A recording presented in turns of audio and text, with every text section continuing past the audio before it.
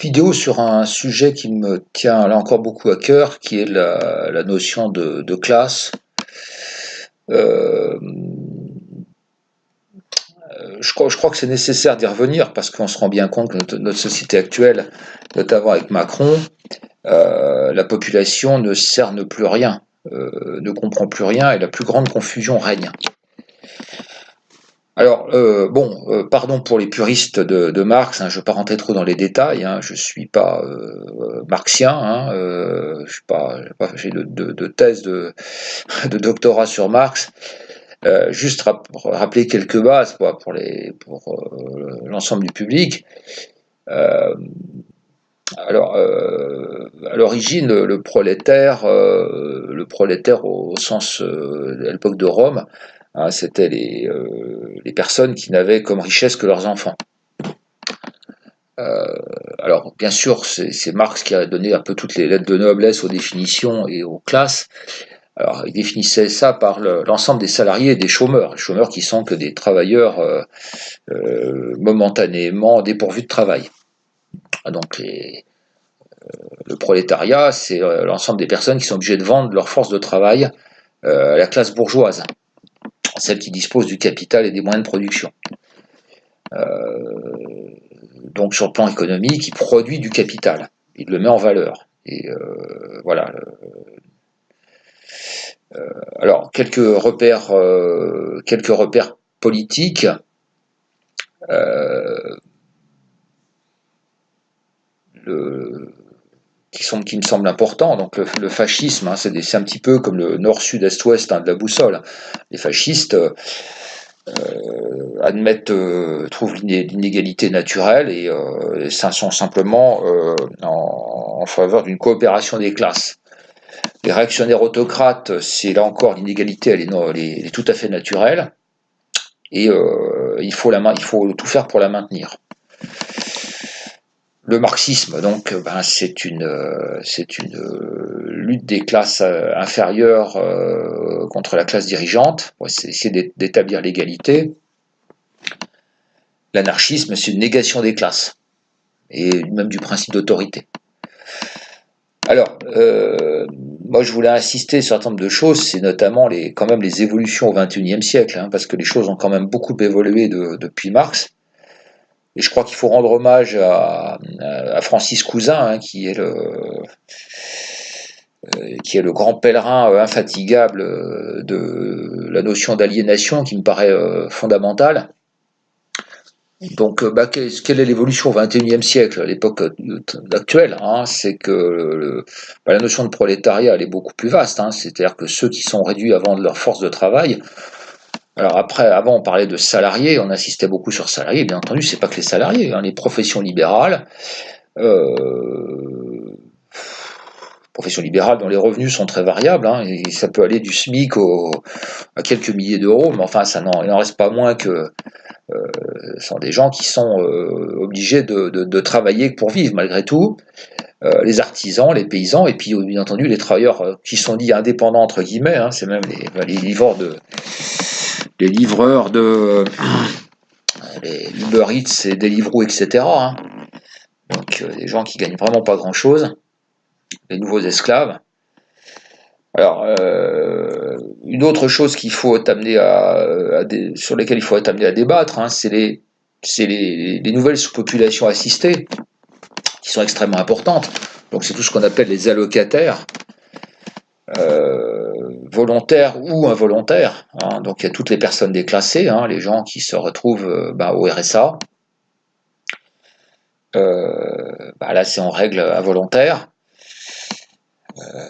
Même s'il y a quelques magouilleurs, etc., qui travaillent au black, etc., mais c'est pas, voilà, ça reste involontaire. Et puis, toute cette population aussi très importante de mères de famille qui font ce choix pour obtenir un statut et qui se contentent de ce statut en cumulant des aides sociales. Donc ça, c'est quelque chose d'extrêmement important qui explique beaucoup en grande partie pourquoi les banlieues et les quartiers n'ont pas beaucoup bougé. Hein. Tout le monde est là en train de tourner autour du pot sans appeler un chat un chat. Le problème, c'est que effectivement, les banlieues, les quartiers, quand vous retirez le le poids des allocations et puis le poids de l'économie parallèle, bah, j'en ai rien à faire de mendier 100 ou 200 euros par mois, hein, c'est pas le problème. Donc ça s'explique tout à fait. Bien entendu, personne ne va oser poser le problème, mais bon, c'est comme ça. Alors la question subsidiaire se pose effectivement de comprendre pourquoi. On comprend mieux pourquoi l'État ne fait rien pour changer les choses, parce que cette population allocataire a quand même quelques intérêts pour les gouvernements. Alors, la chose sur laquelle il faut insister dans le sillage de Francis Cousin, c'est moi ce que j'appelle l'armée d'appoint aliénée de la bourgeoisie. Hein. Donc c'est les prolétaires, les assistés, donc dont je viens vous parler. Donc ils sont très contents de cette situation, en sachant que leurs allocations elles viennent des gens qui travaillent, hein, donc ça coûte rien au gouvernement. Hein. Le gouvernement exploite les travailleurs. Le paradoxe, c'est ça, et puis l'ironie de l'histoire, c'est que les travailleurs alimentent les assistés qui servent d'armée de réserve et de coussin de sécurité au gouvernement. Ça, c'est quand même assez diabolique, et à la bourgeoisie. Donc c'est comme si le prisonnier payait lui-même les gardiens de sa prison. Hein, c'est extraordinaire. C'est ça la situation. On paye une de ces armées d'appoint. Et puis une chose aussi très importante, ce sont les prolétaires aliénés. Donc on a vu, vous avez vu la manifestation des foulards rouges. Les foulards rouges, je pense que l'immense majorité des gens qui ont défilé dans la rue, ce sont des prolétaires. Hein, on a même vu un des leaders qui est un ouvrier boulanger qui gagne 1500 euros par mois. Donc on est dans un prolétariat aliéné qui se fait presque le bras armé de la bourgeoisie. Donc ça c'est le paradoxe absolu. Alors, la question qui se pose, voilà, d'un point de vue sociologique ou psychologique ou psychiatrique, qu'est-ce qui produit ce mécanisme d'aliénation et qui fait que des prolétaires se retrouvent bras armés de la bourgeoisie. Alors est-ce que ces gens sont des prolétaires ou est-ce que ce sont devenus des bourgeois, et est-ce qu'on peut ajouter à la classe bourgeoise le fait de valider le concept de classe bourgeoise? Bon, moi il me semble à titre personnel que là on entre dans vous savez, les mécanismes psychopathologiques sont un petit peu toujours les mêmes. Hein. Vous avez la cupidité, hein, les moteurs, vous avez la cupidité. Vous avez bien entendu aussi les prétentions sexuelles. Et puis vous avez le narcissisme d'un point de vue plus général. Et moi, il me semble que tout ça ressort d'un trouble du narcissisme. Vous savez, quand les gouvernements totalitaires jouent sur la corde narcissique, ils jouent gagnant automatiquement. Donc qu'est-ce qui se passe? Ces troupeaux prolétaires qui sont les auxiliaires de la bourgeoisie sont en admiration devant cette espèce de narcissisme en miroir, en admiration devant la classe bourgeoise. Hein. On voit tous ces gens, vous le voyez bien, hein, toutes ces bonnes femmes qui achètent des magazines, tous les trucs, là, les galas, les voici, les machins. Donc vous avez une admiration, vous avez un désir, le désir d'en faire partie d'une façon ou d'une autre. Et en devenant l'allié de la classe bourgeoise, quelque part, on s'y associe. Et puis il y a aussi un autre mécanisme qui est le mécanisme contraire, qui est le rejet.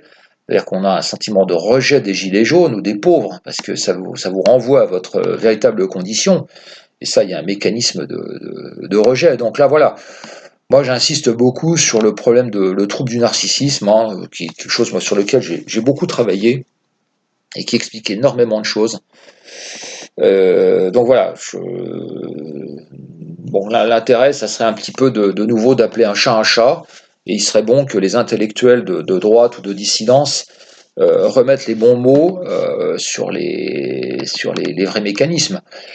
Et là, vous voyez notre cher Macron, le cher Macron, c'est un réactionnaire autocrate, et à un moment, il faut appeler un chat, hein, et que un intellectuel puisse lui dire en face, Monsieur Macron, vous êtes un partisan de l'inégalité, Vous êtes même favorable au creusement des inégalités, vous êtes contre le progrès social, vous êtes un réactionnaire autocrate. Point final. D'un point de vue des sciences politiques, vous êtes un réactionnaire autocrate.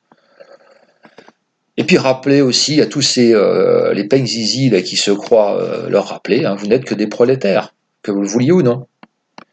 Leur rappeler la vérité des choses. Donc voilà, moi je crois que comme toujours, hein, je rappelle que si on n'a pas de base historique, philosophique, etc., ou culturelle, ben, on ne peut rien faire. Et vous comprenez que là, là encore, bravo aux profs hein, qui ont déculturé, bravo aux médias qui ont bien déculturé la population et qui amènent un chien à se prendre pour un chat pour un chien, et voilà où on en est, quoi. Donc, moi j'ai cru bon de vous rappeler ces repères et je vous invite à vous les approprier.